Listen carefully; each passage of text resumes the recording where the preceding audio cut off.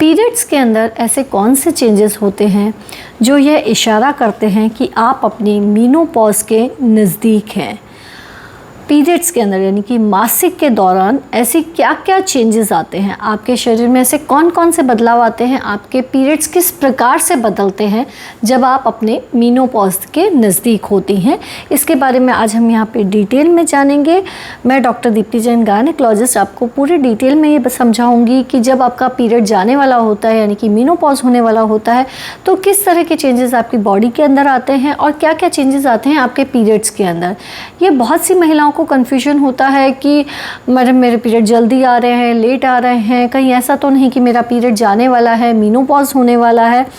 ये जानना ज़रूरी इसलिए भी होता है क्योंकि देखिए मीनोपॉज, पहले तो सबसे पहले आप ये समझिए कि मीनोपॉज होता क्यों है, क्या है। मीनोपॉज का मतलब होता है कि 1 साल तक आपके पीरियड्स आना कम्प्लीटली बंद हो जाए और उसके बाद वो पीरियड्स आए ही नहीं, यानी कि पूरा रिप्रोडक्टिव जो सिस्टम होता है उसका शट डाउन हो जाना।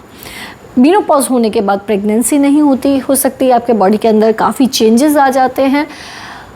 तो मीनोपॉज आपका होने वाला या नहीं होने वाला ये जानना इसलिए ज़रूरी होता है 2 कारण। पहला कारण, अगर आप ये चाहती हैं कि आप अपना मीनोपॉज की जो जर्नी है वह आसानी से निकल जाए, यानी कि बहुत से महिलाओं को मीनोपॉज के दौरान बहुत सारी प्रॉब्लम्स होती हैं, लेकिन अगर आप चाहती हैं कि आपको वो प्रॉब्लम्स ना हो तो आपको पता होना चाहिए कि आपका मीनोपॉज कब होने वाला है, ताकि आप अपने लाइफस्टाइल में कुछ इस प्रकार के चेंजेस कर पाएँ ताकि आपको मीनोपॉज के दौरान किसी भी प्रकार की कोई तकलीफ़ नहीं आए, पहली बात।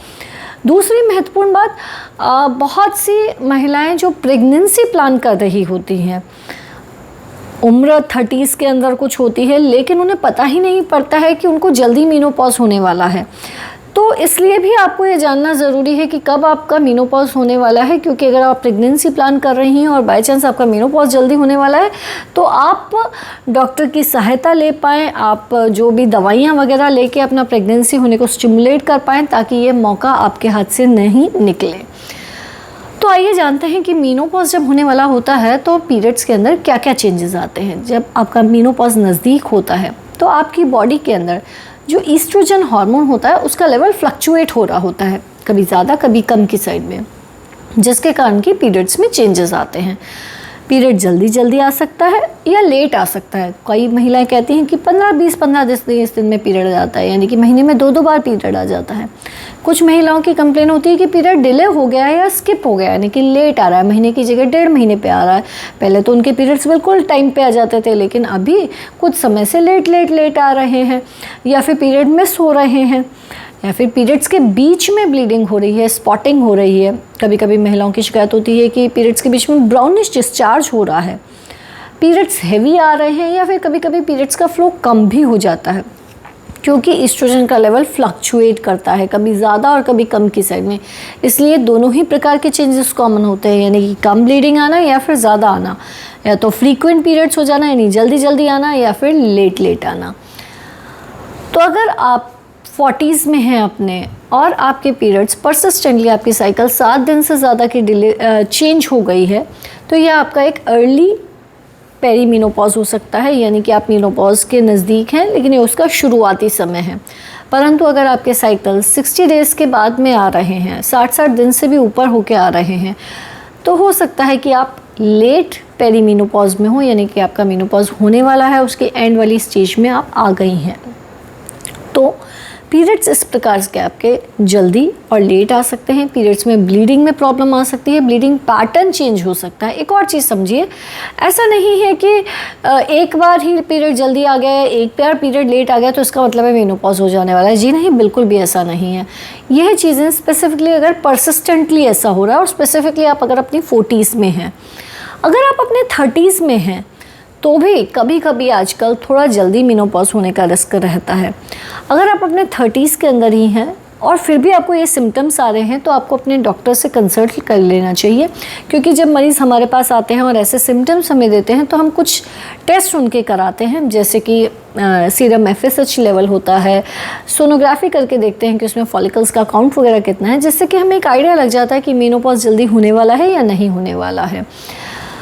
इसके अलावा महिलाओं को ये पीरियड पैटर्न के अलावा भी और कई सारे सिम्टम्स की वो कंप्लेन करती हैं, जैसे कि मूड चेंजेस होना, यानी कि बिना फालतू गुस्सा आना, रोना आना, चिड़चिड़ापन होना, हॉट फ्लशेस होना, एकदम पसीना पसीना हो जाना। घर में सबको तो ठीक लग रहा है, किसी को कोई बहुत गर्मी नहीं लग रही, एसी चल रहा है, सब ठीक है, लेकिन महिला को एकदम बहुत तेज़ गर्मी लगना, पसीना पसीना हो जाना, नींद नहीं आ पाना, स्लीप डिस्टर्बेंसेस होना, कभी कभी यूरिन की प्रॉब्लम्स भी आना शुरू हो जाती है, यानी कि यूरिन लीक होना शुरू हो जाना, क्योंकि ईस्ट्रोजन जो होता है वो पेल्विक फ्लोर की मसल्स को बनाता है, तो वहाँ पे जो सपोर्ट कम होने लग जाता है, क्योंकि ईस्ट्रोजन का लेवल कम होने लग जाता है। इसके कारण यूरिन लीक होना या बार बार यूरिन का इन्फेक्शन होना या फिर रिलेशनशिप के दौरान पेन होना, इस तरह की प्रॉब्लम्स भी महिलाएँ कंप्लेन कर सकती हैं। बॉडी की ड्राइनेस का लेवल बढ़ जाना, क्योंकि हार्मोन्स लेवल कम हो जाते हैं, तो शरीर एकदम ड्राई हो जाना, स्किन का ग्लो एकदम चला जाना, ये भी कुछ प्रकार के चेंजेस होते हैं जो कि पेरीमीनोपॉज, यानी कि जब आपका मीनोपॉज नज़दीक होता है उस टाइम पे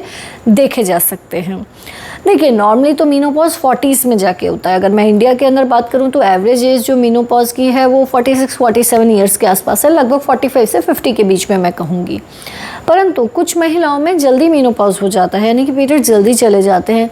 किन महिलाओं में ये रिस्क ज़्यादा होता है? स्पेसिफिकली जो स्मोक करते हैं, अल्कोहल का इंटेक ज़्यादा करते हैं, जिनमें सर्जरी हुई है किसी प्रकार की, जैसे कि यूट्रस रिमूवल की सर्जरी हो गई है, या फिर ओवरीज निकाल दी गई हैं, या फिर किसी प्रकार का कैंसर रहा है जिसके कारण की कीमोथेरेपी या रेडिएशन वगैरह गया है उस एरिया के अंदर, जिसके कारण की ओवरीज में थोड़ा डैमेज हो गया है और ओवरीज के फॉलिकल्स जल्दी यूज़ हो गए हैं और मीनोपॉज जल्दी आ रहा है।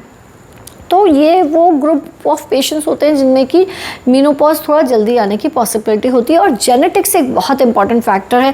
आपकी मम्मी को, आपकी नानी को या आपकी बड़ी सिस्टर को किस एज में पीरियड गया है, बहुत हाई पॉसिबिलिटी होती है कि आपको भी उसके आसपास पीरियड जाए। पर it is not a hard and fast thing, यानी कि बिल्कुल फिक्स ऐसा होगा ऐसा ज़रूरी नहीं है, लेकिन हाँ एक हाई पॉसिबिलिटी होती है कि आपके रिलेटिव्स को जिस एज में गया आपको भी लगभग उसके आसपास पीरियड जाने की एक टेंडेंसी होती है। बहुत से घरों में देखा गया है कि मीनोपॉज लेट होता है तो उनके बच्चों को, ग्रैंड डॉटर्स को, सबको लेट की साइड में चलता है। ठीक है, तो अब ये जो पेरीमीनोपॉजल एज ग्रुप है इसके अंदर आपको क्या ध्यान रखना है?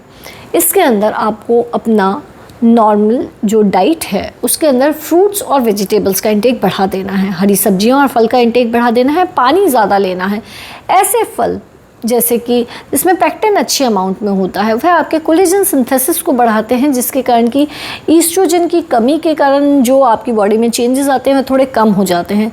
तो फ्रूट्स ज़्यादा लेने, स्पेसिफिक कौन से फ्रूट्स हैं, जैसे कि है आपका गुआवा, अमरूद है, चीकू है, पेयर है, इन फलों का इंटेक अधिक मात्रा में कीजिए। लिक्विड ज़्यादा लीजिए क्योंकि इस टाइम पे स्किन का ड्राइनेस होना, डिहाइड्रेशन होना ये बहुत कॉमन होता है। लिक्विड का इंटेक बढ़ा दीजिए अपनी डाइट के अंदर। योगा और एक्सरसाइज रेगुलरली कीजिए जिससे कि आपके मूड चेंजेस भी कम की साइड में रहेंगे। जब आप अपने मीनोपॉज के नज़दीक होती हैं तो बॉडी में हार्मोन्स कुछ इस प्रकार से बदलते हैं कि आप जल्दी वज़न भी आपका बढ़ना शुरू हो जाता है, वेट गेन होना शुरू हो जाता है। तो अगर आप चाहती हैं कि ऐसा ना हो तो भी आप अपना डाइट और एक्सरसाइज और योगा का लेवल बढ़ा दीजिए। डाइट में प्रोटीन का इंटेक ज़्यादा, कार्ब और फैट थोड़ा कम की साइड में, इस चीज़ पे भी थोड़ा ध्यान दीजिए। लिक्विड का इंटेक ज़्यादा कीजिए। अगर फिर भी आपको समस्या आ रही है, यानी कि ड्राइनेस की प्रॉब्लम आ रही है या पेल्विक फ्लोर के अंदर प्रॉब्लम आ रही है, यूरिन की प्रॉब्लम रह रही है, तो आप अपने गायनेकोलॉजिस्ट से कंसल्ट कीजिए, क्योंकि मीनोपॉज होने के बाद भी बहुत सारी ऐसी चीज़ें होती हैं जो हम पेशेंट्स को दे सकते हैं, जैसे कि कुछ प्रकार के ऑइंटमेंट्स आते हैं, ईस्ट्रोजन कंटेनिंग ऑइंटमेंट्स आते हैं जो कि लोकल एप्लीकेशन के लिए दिए जाते हैं। ज़्यादा समस्या होती है तो हार्मोन रिप्लेसमेंट थेरेपी भी दी जा सकती है। कुछ ऐसी दवाइयाँ भी आती हैं जिसे हम फाइटो ईस्ट्रोजन्स कहते हैं, जिसमें कि नेचुरल ईस्ट्रोजन से मिलती जुलती चीज़ें होती हैं, तो वह भी हम दे सकते हैं। जब आपको मीनोपॉज होने वाला होता है तो आपकी हड्डियाँ भी थोड़ी कमज़ोर होने लग जाती हैं, हार्ट पे जोर पड़ना थोड़ा बढ़ने लग जाता है, कोलेस्ट्रॉल का लेवल बढ़ने लग जाता है। तो विटामिन डी और कैल्शियम सप्लीमेंटेशन देने के लिए भी हम स्पेसिफिकली बोलते हैं विटामिन डी और कैल्शियम भी आपको इस टाइम पे शुरू कर देना चाहिए।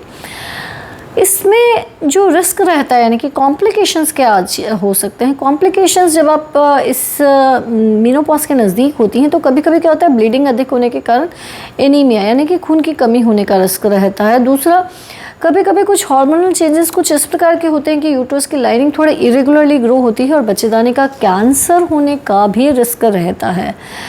तो इसलिए अगर आपको लग रहा है कि आप अपने मेनोपॉज के नज़दीक हैं तो अपने गायनेकोलॉजिस्ट से ज़रूर मिलिए, ताकि आपका पूरा प्रॉपरली इवैल्यूएशन हो सके, आपको किसी भी प्रकार का कोई रिस्क नहीं रहे।